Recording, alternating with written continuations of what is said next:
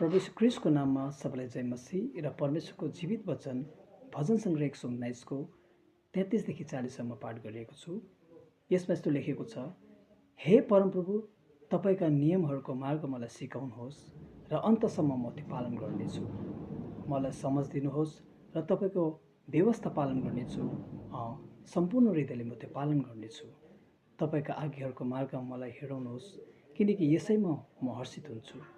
मेरो हृदयलाई लोभतिर होइन, तर तपाईँका साक्षी वचनहरूतिर लगाउनुहोस्।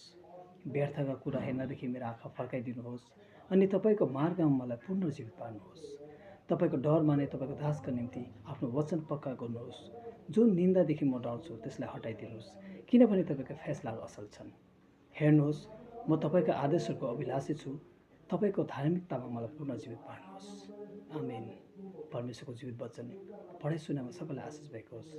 फेरि पनि सबैलाई जय मसीह।